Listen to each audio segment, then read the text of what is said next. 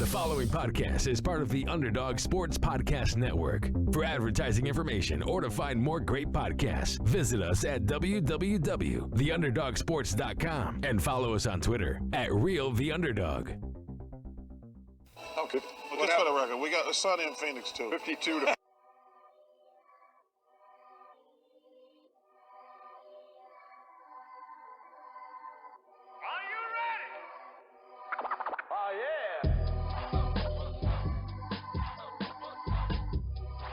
Hello, everyone, and welcome to the Sunny in Phoenix podcast, a weekly podcast where we keep you up to date on everything Phoenix Suns basketball. My name is Charlie Erling, and as always, I'm joined by Mitch Krmpotich. What's up? Suns in 4. The Suns complete the Okay. sweep of the Nuggets and look forward to their matchup against either the Clippers or Jazz in the Western Conference Finals. Today, we'll break down games 3 and 4 against the Nuggets, talk about some fun headlines surrounding the team and their week off here, and then we'll talk about who we would rather see in the Western Finals, the Jazz or the Clippers. Follow us on Twitter at Sunny and PHX Pod. Same thing for Instagram. Go on iTunes, leave us a 5-star review and a comment, and you will get a shout out on the show. Shoutouts are in order for our bet question. Shout out to Omar at midcard@best on Twitter. We were guessing Mikal Bridges' points in Game 4 against the Nuggets, and Omar was right on with 14. So congratulations to you, Omar. Go ahead and give him a follow on Twitter. And between the two of us, I was closest again. So I now am up 4-1 in this bet question series. There's still plenty of basketball left, but I like where I stand. And I don't. Natty Ice, here I come.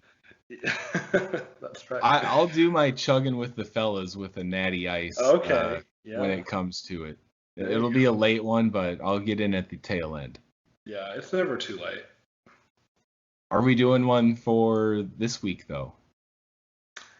Yes. Our bet question for this week is, who will win between the Jazz and the Clippers? The series currently is tied 2-2, so we've got some exciting basketball ahead of us. So let us know on Twitter at Sunny and PHX Pod who you think will win that series. Now, between the two of us, This is different, though. This is different than who you want to play. This is who do you think we will play. Right, and I got to go Clippers after seeing the last two games. They're going to be riding some momentum, and yeah, this is going to be in Utah where they haven't won one yet, but I think they're going to be able to carry over some of this momentum and end up taking the series. So I'm going Clips. All right, I'll go Jazz just for the sake of being different. And I think the Jazz are a great team, and their home court advantage is very real. They've been wanting to win a series like this for a long time. I think the Clippers and the Jazz are actually in a similar position in that regard. But I think the Jazz can pull it out. They looked dominant in the first two games. Took a step back in the second two. So it's up for grabs, but I think the Jazz can do it. Yep, and Mike Conley, obviously a big factor in this one. If he's going to be coming back and being somewhat healthy in this one, I think that'll be a big difference maker. So we'll have to see how that one ends up. That's right. All right, Game 3. Let's talk about it a little bit. Final score 116-102. One of the bigger takeaways from this one, first and third quarters. Like we said before this whole series started, get out to hot starts. And we won the first quarter of the first half by 10, 37-27. And then coming out at halftime, 31-21 in that third quarter. So nice seeing this team just go to a different level in these playoffs. We've been playing great. The Nuggets really didn't give us much of a challenge this whole series, and we just steamrolled them. And it's a beautiful sight to see. Yes, it definitely is. And my big takeaway from this game is Chris Paul continuing to ride this just amazing momentum where he has 27 points on 9 for 16 shooting that mid-range elbow jumper over and over and over again. I don't understand why the Nuggets kept giving him that shot. Like, they just let him walk to that spot, basically, and then he'd make it. So, for whatever reason, that's what they did, and it's really nice to have Chris Paul looking completely healthy again, shooting the ball very well. He hit a couple threes in this game, too, 2 for 3, 7 for 7 from the free throw line. He did have 2 turnovers, which is like the equivalent of 10 for anyone else. So a little rough there, but no, just kidding. It was really nice to see him have a game like this to start with game 3. Oh, yeah. Definitely looking back in full health or really darn close to it. And we're obviously very thankful for that. Plus, we have a week off now, too. So that's everything's looking good on the Chris Paul front. What a difference maker for this team. Just making everybody better. That's the bottom line right there. 9 for 16 from the floor, 2 for 3 from downtown, like you said, 7 for 7 from the free throw line. This is beautiful point guard production, and as Phoenix Suns fans, we're kind of used to that, but this is we're witnessing something special here. And then he's got a running mate too, Devin Booker, 28 points in this one.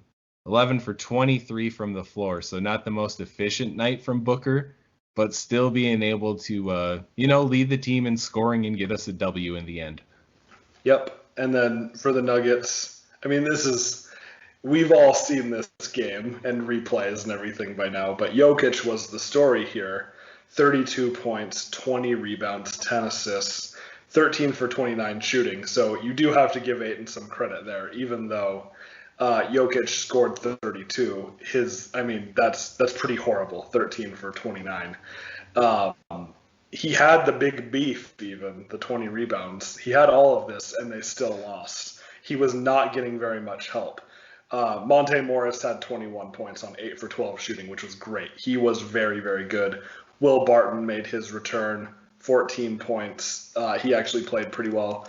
Mike Porter Jr., 15 points on 5 for 13 shooting, and no one else did anything. I mean, very, very rough around the board. I mean, Aaron Gordon, 2 for 10, 4 points. We held him in check as much as you can. Oh, boy. Yeah, he didn't get much help. It's kind of funny. He didn't get much help, but this was definitely the most help he'd gotten up to this point in the series.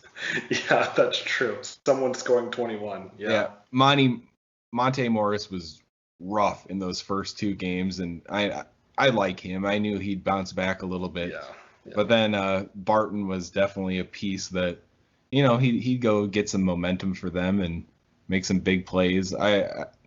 It's a shame that he wasn't healthy throughout the whole thing, and obviously we've said it before, but Jamal Murray, a huge factor. So this is a solid team when they're completely healthy, and then you got to look at it like Aaron Gordon isn't being asked to do all this when Jamal Murray's healthy. Right. He's bumped up in the scheme of things as a potential scorer for them, and that's not what he is or ever has been. So it was rough. It was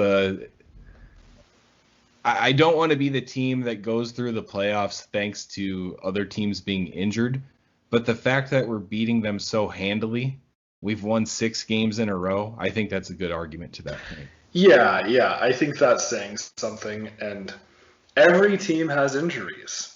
Like, there's no way around it. Jamal Murray, of course, is hurt. Like you said earlier, Conley, Donovan Mitchell dealt with some injury in the playoffs. We had Chris Paul's injury. Abdul Nader has been out this whole time. If you look in the East, Harden, he looks really bad in Game 5, trying to come back. He's dealt with that injury. Kawhi bumped knees with someone the other night. I mean, every team has some sort of injury. Yep, that's the fact. And we joked about this before the show, but I'm a little glad that Chris Paul got his out of the way. We hope that he's feeling good. And, I mean, he sure looks it, but we got to be thankful that we didn't miss him any more than we did, despite how campaign's been solid for us in the playoffs so far. But all right, let's move it on. Game 4, we complete the sweep. Final score 125 to 118. There were some fireworks in this game for sure, but let's stick to the Phoenix Suns part. Chris Paul goes for 37 points, 14 for 19, made 9 buckets in a row, was doing everything he possibly could to get to that right elbow, and he was stroking that all night. I mean, he'd get a screen up in the top left corner and make his way to that elbow to finish it off, and it was a clinic. It was an absolute clinic. 37 points, 14 for 19 from the floor. Didn't shoot a 3. 9 for 9 from the line. 7 assists. You know who loved this game from Chris Paul? Who? Eddie Johnson. Oh. I wish. I really wish we could be listening to those guys, but yeah. Oh man. Eddie, he tweeted about it, about how the mid-range J is still alive and young players need to be watching Chris Paul. I'm really sorry to break it to you, Eddie, but Chris Paul is the only guy who still does this. But it's working, so whatever. I will take it. It was awesome. It really was a clinic. And he was getting to his spot in such creative ways, like you said, those screens, or he had that sham god that was like the sweetest one I've seen in a long time. I mean, he was doing it all. Yeah, I don't know if it's quite a sham god. I don't know what else to call it. Yeah, I don't know exactly what I'd call it either, but it's so pretty seeing that highlight and the slow-mo, and you see Jokic just hang there a little bit longer, thinking that was a pass before he can even attempt to contest it, which he never really had a chance of doing the entire series. But, oh, man, just watching him abuse their defense and them not be able to change it the entire series, too. I mean, even when we'll talk about this in a second, but after Jokic goes out of the game, they're doing the same thing with McGee. Yeah. And it didn't change a thing. Yeah. And I think one thing about this game that I'm just now realizing is Devin Booker had 34 points, and no one has said a word about that. Like, Chris Paul just stole the show. And the fact that he had 37, it just totally overshadows that Booker was also great. I mean, high volume shooting, not super efficient, 11 for 25. And he was 10 for 11 from the free throw line. But, like, he had 34, and we haven't heard a word about it. Yeah, you see more of Suns backcourt combines for 71. That's kind of the headline compared to Booker's measly 34 behind Chris Paul's 37, you know. Right. No, but all the guys getting going, and Mikal with 14, we mentioned that at the top of the show, 6 rebounds, 2 assists, 1 steal, 1 block. And then Ayton, a little bit quieter in this game with just 12 points, 7 rebounds, 6 for 10 from the floor. But I'm going to be the last guy to ever nitpick about a stat line like that, knowing that he's going up against the MVP and doing everything he possibly can to keep him somewhat contained. And Ayton, just the efficiency throughout these entire playoffs. Can't ask for more than that. Right. Yeah, he's been great. And then Jay Crowder, very out of the ordinary game for him, but it was awesome. 9 points on 2 for 4 shooting, which that's already weird for him. 10 rebounds, 4 blocks. What the heck? That's crazy. That's like old school power forward numbers right there, Jay Crowder. No, that was great awesome to see. He's such a difference maker on the defensive end, and it normally doesn't show up in the block shots stat line, but it did in this game. Yeah, he definitely played very well, and normally we see him shoot a lot more, but when Chris Paul is just, running the clinic, that's what's going to happen. He just watching him completely take over games at his age, at this stage. Yeah. Wow. It's 36 years old. it's been inspiring to watch. And then, like, after this game, you see him and Monty walking off the court, hugging, sharing some words. It's special, man. This is all special. It is. And one thing that I noticed that I don't quite have an explanation for here. Chris Paul was only +1. He played 39 minutes, but, I mean, Booker played 41 and it was +10. How was Chris Paul only +1? Well, looking at the stat line, you see the rest of the bench were all -9, -9, -8. Yeah. Johnson, Craig, and Saric. So you got to assume it's when That's when right. Booker and the rest of the starters came off. That was the That's right. real downfall there. Yep. Chris Paul was playing those minutes with the bench guys for a while. You're right. But, I mean, don't get too discouraged about that stat because we've seen those guys really carry those minutes for us and, you know, keep our lead or extend our lead in some of those chances. So, Right. Okay, let's talk about it quickly. This has been all over the place. The Jokic flagrant 2. Yeah. Just give me your thoughts on it. Okay, I don't know how popular my opinion's going to be. I don't think it should have been a flagrant 2. To the letter of the law, it was a flagrant 2. But it's as weak of a flagrant 2 as you will see. He had the windup. He was a long way from the basket. He did hit Campaign's face. Campaign going down, I think, is the reason why it was a flagrant 2. If he would have just popped back up, they probably would not have called it that way. But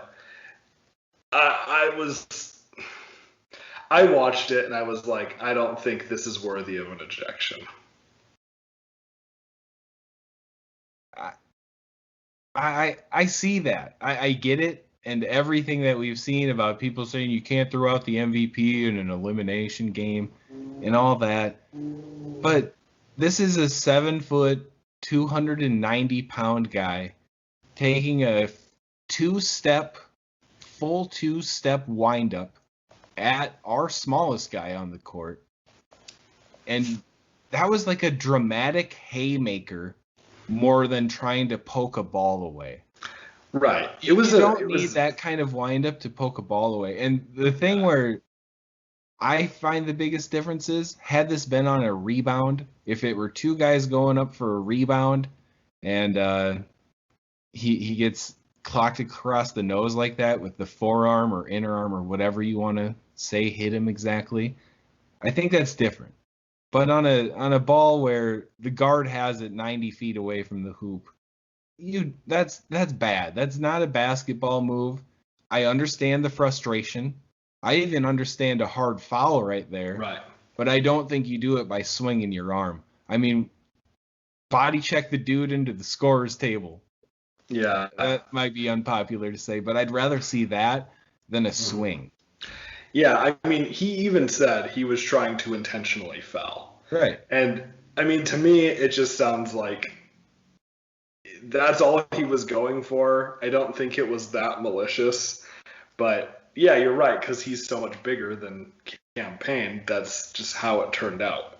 So, I mean, I wasn't mad about it by any means. Getting Jokic out of there was nice. I think we would have won either way, but I was not upset by any means. I don't know. I think that I hate to be one of these people, but like the league has definitely softened up over the years. And I think a lot of times that's better, but we've heard all throughout the years that the playoffs are tougher. The playoffs are harder. They're more physical.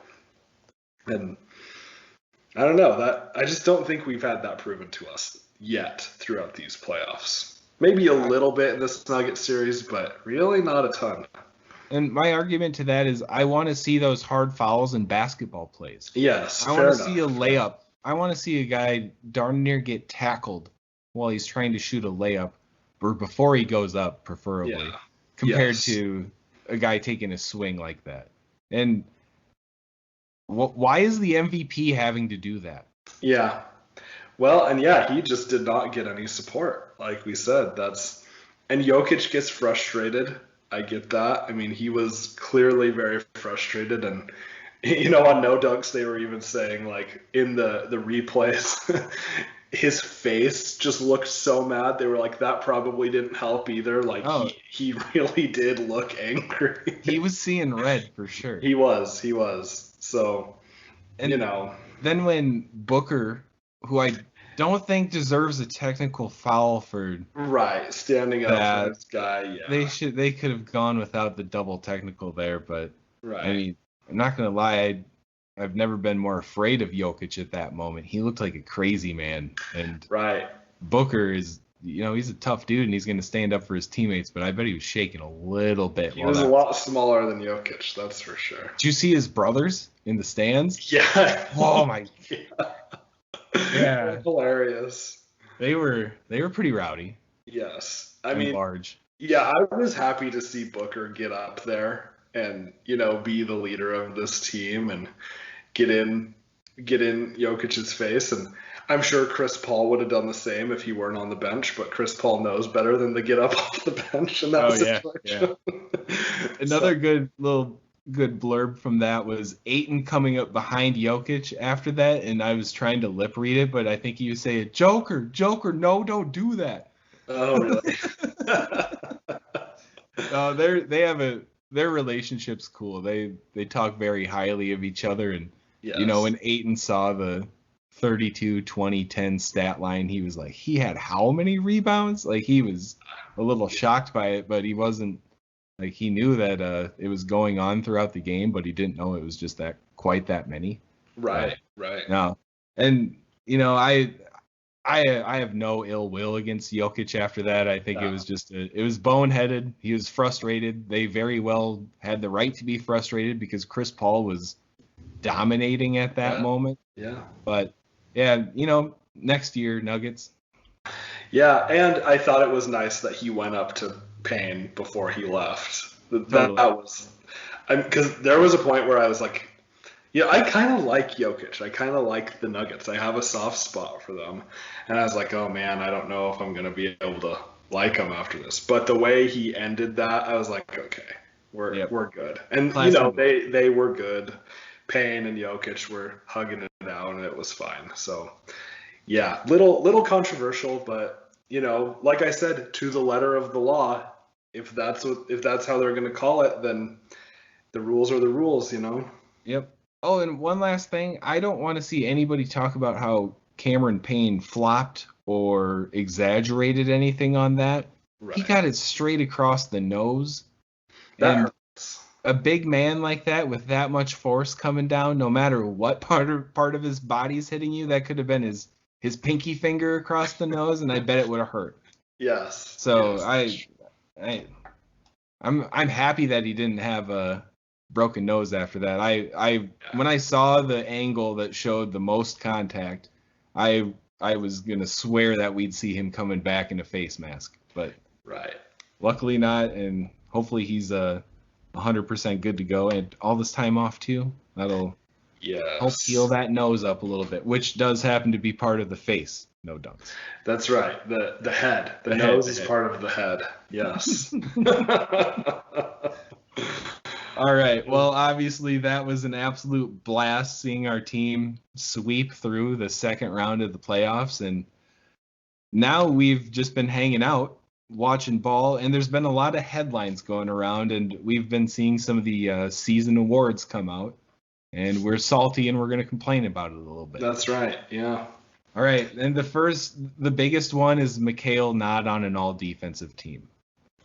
He was close. He was classy on Twitter when he expressed a little disappointment not making it, but I'm bummed out. We watched that guy guard the other team's best player every single game, unless it was center. Mikal was on him, and Thibault is a great defender. He's an amazing defender.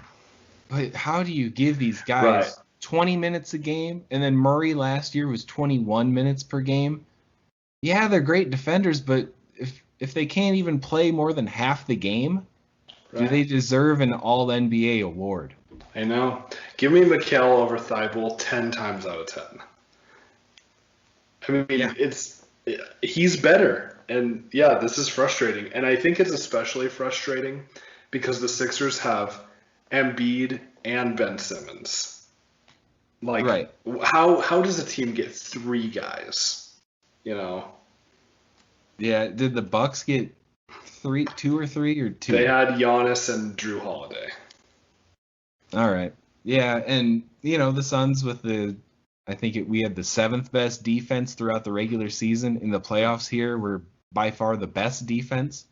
And obviously that can't be counted into these votes, but just another chip on this one. Ayton got no votes at all. And had this been a playoff, like if this could be incorporated into it, maybe he catches a vote or 2. But I'm not as worried about that as seeing Mikal kind of get, he was close. He was, and I understand Ayton not getting votes because, he's competing against Gobert. And, Gobert obviously is going to win that, and Embiid, and it's hard when those are the guys that are your competition. So. Right, and then like Bam Adebayo too. And Bam. The good thing is though, we know that he's at least in the conversation for this, or he's coming up on it. If he continues defense like this, maybe he gets a little more love next year, but it will be tough to pass a guy especially like Gobert. That'll be tough. Right. Yep. And then the other snub is Booker not on an All-NBA team. How in the world do you put Bradley Beal over Devin Booker? Does the record mean nothing? Yeah, it's tough, and we see Chris Paul make the All-NBA second team, so we have that. Yeah, but that is nice. It's just another thing for Booker to hold on to a little bit. Get more determined to come back next year, be better, and make one of those teams. But it's tough. Booker with the getting into the All-Star game due to injury replacement, that type of thing. It's just more fuel to the fire, and we know what he's capable of. We've seen it throughout these playoffs, and I hope he's not bothered by that stuff. Maybe it can start to wear on a guy after a point, but I think Booker's got the mental game to rise up above that stuff. Yes, and I think that he is happy enough to be where we're at in the playoffs right now to be able to tune that out a little bit. 100%. And if anything, just use it to fuel the fire. Yeah, and here's another snub. Obviously, Monty not winning Coach of the Year. We talked about that already. And the one last thing to hold on to is James Jones winning Front Office Executive of the Year. And he'll be going up against the Nets for that, you got to assume. Yeah. And, we saw the New York coach take Coach of the Year. I'd hate to see the Brooklyn GM take Executive of the Year. Yeah. If James Jones doesn't win this, that will be such a travesty. No. It's obvious. Going from 19 wins to this season over a period of 2 years, and then just looking at the roster top to bottom, all the scrubs we used to have around, no offense to them, but a lot of those guys weren't ready for NBA basketball and still aren't. Yeah. We drafted James Jones is the man, though. That's all we got to say, James Jones. Yes. We have ultimate faith in you. And guess what? Hasn't hurt us nearly as bad as we were talking about since the minute it happened. The backup center has not been an issue throughout the playoffs. That's a great point. Anthony Davis going down with the injury and not being able to finish the series, that helps us out a little bit in that aspect. But, in this Nuggets series, they're going to throw out Millsap for the first games and then McGee towards the end. Right. Sarge handled those guys just fine. And yeah. Yep. You know, it's really funny. This is totally off topic, but I just want to throw it out there. I haven't thought about the Lakers once until you brought that up with AD, and that's really nice. Oh, Lakers fans are so mad that you just said that. Yeah, they probably He's are. not thinking about us. We're the Lakers. Yeah, no, it hadn't even crossed my mind. My favorite Lakers little tidbit that I saw since the series was Devin Booker now owns LeBron James's last number 23 jersey. That's right. That's right. Kind of interesting, and maybe with $1 million someday, and Booker can wipe his. Never mind. Have a fun weekend with it. Yeah. All right, so let's move it on. Hit a few more of these headlines. I want to talk about Suns and 4 guy because that's been such a great story. Everyone's seen it. A couple Nuggets fans were being jerks, more or less. Poured a beer on him, tried to sucker punch him, and the dude just delivered 6 or 7 uppercuts to this guy. He grabbed his chain and held him down and just taught him a lesson. Really? I mean, if you go from trying to sucker punch someone to that happening within that amount of time, you messed up. Yeah. And then the guy goes and gets the cops, and they leave. And I did read that those guys decided they didn't want to press charges, which I'm like, yeah, of course you don't. Like that's embarrassing. That whole story just kept getting better and better too, because someone, there's receipts for everything nowadays. That's right. Those kids, the Nuggets fans, got on, I don't know if it was Snapchat or Instagram afterwards, and they're walking out of the arena and they're talking about how they messed up that Suns guy pretty bad, and they just sound like idiots. Right. But he was talking about how he had some battle scars, and the dude's nose is all busted up and it's got a fresh little cut on it. But they were talking about how they beat the guy up, and then, receipts the next day or that night, it goes viral. Everybody in the world sees them get stomped. Yeah. It's just like the Nuggets, most of the fans around them were cheering for the Suns guy after it was done. Right. I mean, shout out to that guy. That must have been a pretty fun moment. Not going to lie. I don't want to condone going to a different arena and getting into a fight. I don't do that, but right. I mean, you do have to defend yourself in a situation like that, and he did a pretty good job. Yeah, and I think his response was pretty good. Devin Booker goes on Twitter or Instagram and says, I need to find this guy, and he sends Book a message, and Book posts it like, I'm not trying to make the team look bad.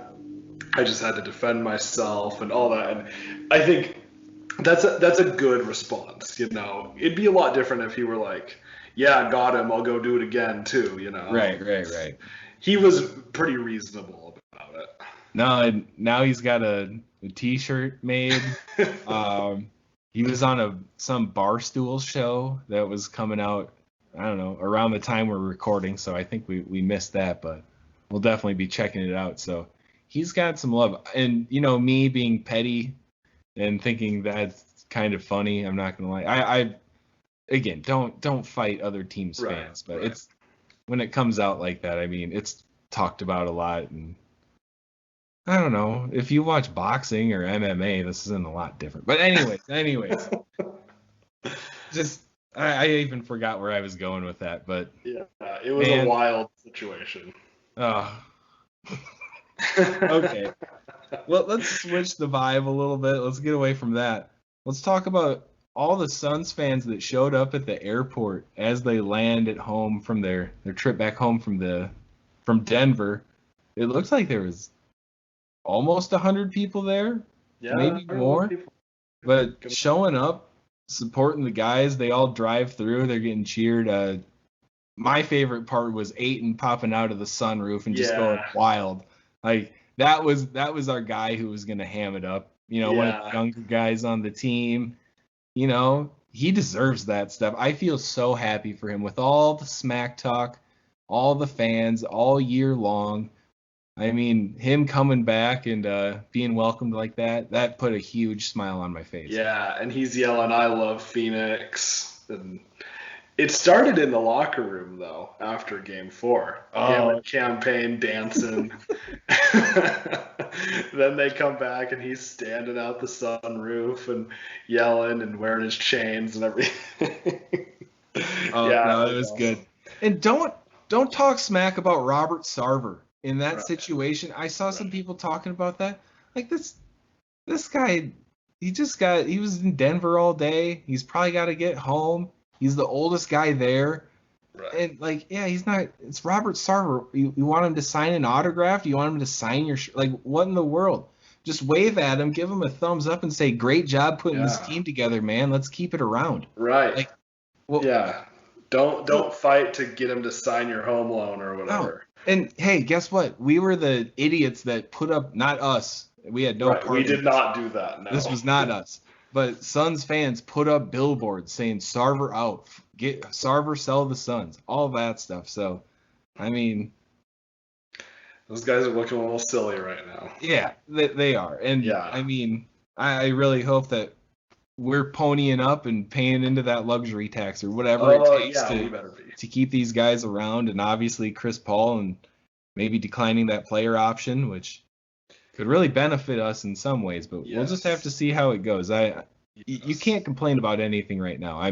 That's a demand. You can't complain right now. That's right. The other thing I'll say is, don't stick your hands in Devin Booker's car. No kidding. That was a little, like, I know you're excited and it was cool to see everyone, but I saw someone on Twitter say, well, now we're not going to be able to do this. There's going to be a bunch of security and a few people ruin it for everyone. Yeah, I was thinking about going, honestly, but like, I'm an old man and it was still 100 degrees. I didn't want any part of it. Yeah, it was 100 degrees. But I was worried about that stuff too. Like, I'd be very happy. The way I imagine this going down, and I've seen it happen with like football teams and stuff, like, you're just standing outside the airport somewhere and maybe they walk by and then they can just all see you, like, welcoming them back. I don't know if you need to stop traffic and dive into their cars and stuff like that. That just seemed a little weird. Yes. But I will say, if we happen to win it all on the road and come back, I'll go to the airport. Oh, yeah. Yeah. I told my wife, she kind of wanted to go, and I was being a grumpy old man. But I was like, if there's an opportunity to do this again, I'm there. Like, yeah, I'll go. Sure. Mm-hmm. All right. Let's do this thing. Who do we want in the Western Conference Finals? The series is 2-2 right now. Jazz and Clippers. It's Jazz won their 2 at home. Clippers won their 2 at home. We'll have to see what happens. But if you had it your way, Mitch, who would you rather see? So I'm going to differ from my bet question answer. I'm going to say the Clippers. And I think there's a few reasons for this. One, home court advantage. If we play the Jazz, we will not have home court advantage, and their home court advantage is real. So is ours. So I would like to have that. I think that'd be very nice. Kawhi Leonard bangs knees just the other night. They say it's nothing serious, but Mr. Load Management over here, that could be an issue. I also think Paul George, he's been kind of up and down in this series. We've had the playoff P chants from Jazz fans and Clippers fans, essentially, because he's been pretty awful and pretty great, all within these 4 games here. I think he's getting his greatness out. I think we have the guys to stop them. The games that we played against them were close during the regular season, and I think we're just a different team right now. And also, I don't know how they are going to deal with Chris Paul. They may be able to deal with Devin Booker, but to deal with Chris Paul and DeAndre Ayton in our pick and roll, that's going to be tough. So I think we may match up okay with the Clippers, and just give me that home court advantage. Let's keep riding this thing. That it is interesting because the matchups in this one are what kind of send me the other way. Because if you look at them starting Batum at center. He's a pretty mobile big man. And I'm a little worried about them actually being able to match up with our pick and roll better than really any team has in the playoffs so far. And then after that, is this where it finally comes in to bite us?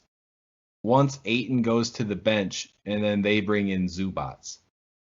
I like him. I'm surprised that he's not getting a little bit more run in these playoffs, but we saw the Lakers try to big dog us. Is this the time? Would the Clippers try to do that exact same thing? And if you look up and down their roster, they have nice size at every position. We similarly do, but they've got us beat, I'd say. So I'm just worried about how every matchup goes, and then they have two guys that can guard Devin Booker with Leonard and George. They just sound like two old men in a retirement home. Lenny and Georgie. Leonard and George. Yeah, it's kind of funny. Yeah, those are good points. And I mean, I think on the other side of this, we can make similar points about how the Jazz can expose us too. No matter what happens, this is going to be a tough series. Yep, 100%. I think, if we see Conley come back to full health, if Mitchell's injury isn't too bad, and if the Clippers are fully healthy, this will be a great series no matter what. Yeah. But I take the opposite stance on this one. I think I want the Jazz. And this has been on my mind since the minute we swept them. Who would I rather want to play? And it goes back and forth. I'll be 100% honest. Yeah, I know. But I do like the fact that we're going to be able to make Rudy Gobert work through pick and rolls, dropping down, coming up and playing on Chris. That's going to be a lot of our offense, obviously, because we made that work so well. And I think that if we're able to, make Gobert come out there a little bit, we're going to have a ton of success. And in possessions where Gobert is clogging up the lane, and what's he blocking, 2 shots per game in the playoff, 2.6 per game in the playoffs. Jeez. Since when did the Suns score in the paint? Like, when do we score in the paint? It's rare. Ayton's the only one that really, really does it. Mm-hmm. Otherwise, it's fast break points if we're scoring down there. So I think we can neutralize Gobert's defensive impact in this game. And then otherwise, I like how we match up with these guys a lot down the board. Yeah, I think it's tough because they're a great shooting team. We could dig ourselves into a hole very quickly. Their home court advantage is real, like I said. Donovan Mitchell has been great. It would be a tall order, I think, it'd probably be for Mikal to match up with him, and then Ayton matching up with Gobert. Then they've got Bogdanovic, who, man, he can really shoot. Ingles can really shoot. Their bench has been very good, too, this season. Clarkson, O'Neal, Derek Favors. I don't like the way our bench matches up with them. So I think if we do end up playing the Jazz, these are going to be some high-scoring games, potentially, because of all the shooting. Yeah, that is a good point. The Jazz bench is very solid, and Jordan Clarkson playing 27 minutes per game coming off the bench. 12 points per game is all, but that's a guy who can obviously get it going, and there's campaigns matchup for this one. I don't want to see a ton of Chris Paul on him or Booker, honestly, because he could maybe get it going against those guys, but I like that campaign matchup there too. Yeah.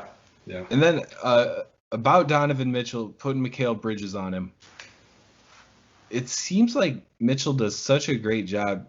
He's only 6'2", isn't he? I think so, yeah. He's kind of got that meatball body too, where he's got the low center of gravity. Yeah. He can kind of hang for a while too. And Right. I think, looking over the season, I think he's played pretty well against Mikal. But Yeah. Then again, we also have Jay Crowder. I don't know if that's the proper matchup there. But then they start Royce O'Neal. He's started every game. Oh, has he? Oh, so he doesn't come off their bench. Booker has his number, though. They always put Booker on him, and he's going to be physical. But, I mean, I like that matchup. And defensively, I mean, if we can, hide Booker on Royce O'Neal in this matchup, I like that. Yeah. Yeah, either way, it's going to be, I think, a tight series. I imagine it's going to go 7 games no matter who we play. But I got to correct myself. Fun. Clarkson's averaging 17 per game. Oh, 17. So that's okay. More along the lines of what I was thinking. That makes more sense. It does. It's just going to be tough. And I guess my overall approach is we play who we play, and we can beat anyone. We beat the Lakers, and no one said we would. We beat the Nuggets. People said the Nuggets would win. It'd also be kind of nice to beat both LA teams. That'd be really fun. So, I mean, as you can see from these all NBA teams, people continue to doubt the Suns, and we continue to prove people wrong. So I don't see why that would stop. And let's take it 2 steps further. Beat both LA teams. Beat 3 Morrises out of the playoffs. Yeah, I like that. Yeah, even though Monte is not related, that would still be sweet.